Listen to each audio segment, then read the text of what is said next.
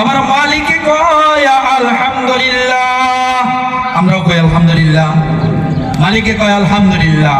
আবার কয় শয়তান পারলো না, আবার দৌড়িয়া গেল, যা দেখে হাজার হাজার বিঘা জমিন ধান বুনছে, পাট বুনছে, যা কিছু বুনছে, এমন গজব দিয়া দিল, তামাম গজবের জন্য সব কিছু পুইরা সরকার হয়ে গেল। পুইরা যে সময় সরকার হয়ে গেল, আইয়ুব নবী আয়া বলতেছে আলহামদুলিল্লাহ, আল্লাহ তুমি দিছিলাও, আল্লাহ তুমি সব কিছু নিয়ে গেলাও, আল্লাহ তুমি আমার ভালোবাসিলা, আপনি দিছিলেন, আপনি আবার আমাকে ভালোবাসেন, আবার আপনি উঠিয়ে নিয়ে গেলেন। সুবহানাল্লাহ।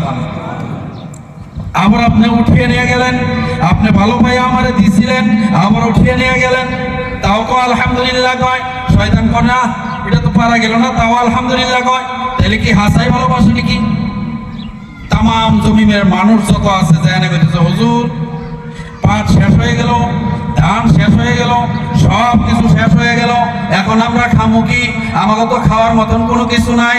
বলে না, আরো যদি 1000 বছর জীবিত থাকি তাও যে খানা রয়ে গেছে আমরা সমস্ত মানুষে 1000 বছর পর্যন্ত খানা খামো, সেই খানাগুলো আমার ঘরের মধ্যে জমা রয়ে গেছে। শয়তান কানে হইনা গেছে, শয়তান কানে হইনা দৌড়িয়া আবার গেছে, দৌড়িয়া যায় নিয়া যত ধান আর পাট যা কিছু আছে ঘরের মধ্যে আগুন দিয়া সব শেষ করে দিয়ে দিল।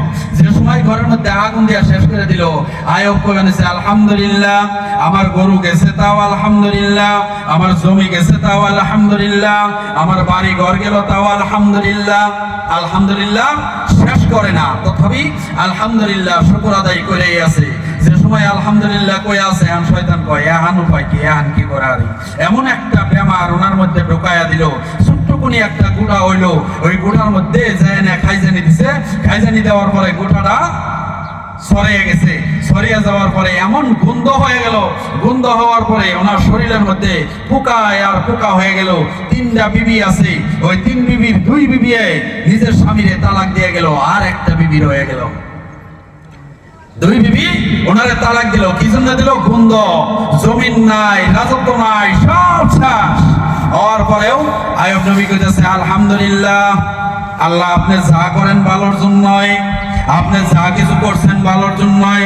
আবার যে সময় শরীরের মধ্যে পোকা লেগে গেছে, স্ত্রী 2টা গেছে, একটা আছে, যাওয়ার পরে গ্রামবাসী মানুষে বাড়িতে থাকবার দেয় না, নাক ধরে থাকে, নাক ছিটকায়, গন্ধ আসে, এই বাড়ি মানুষ বিচার নিয়ে আসে।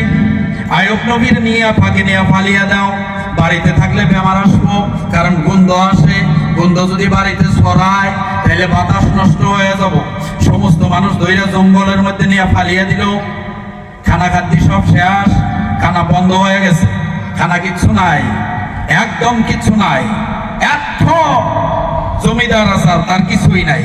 যে সময় পোকা খাওয়ার মতন কোনো কিছু নাই, আইয়ুব নবীর স্ত্রী নিজের গাছের পাতাগুলা চাবাইয়া ওই রসগুলা আইয়ুব নবীরে খাওয়ায়, আর উনি খায়া বেঁচে থাকে। সুবহানাল্লাহ। তথাপি নামাজের সময় হলে ঠিক নামাজ আদায় করা নাই, নবীর প্রতি দরুদ পড়ে, তথাপি উনি জীবনে 1 ওয়াক্ত নামাজ আল্লাহর দরবারে ছাইড়া নাই, তথাপি আল্লাহর শুকরিয়া আদায় করে নিতেছে। এই যে পোকাই খাইতেছে, খানা নাই, সব শেষ করে দিছে, তাও উনি বলতেছে কি?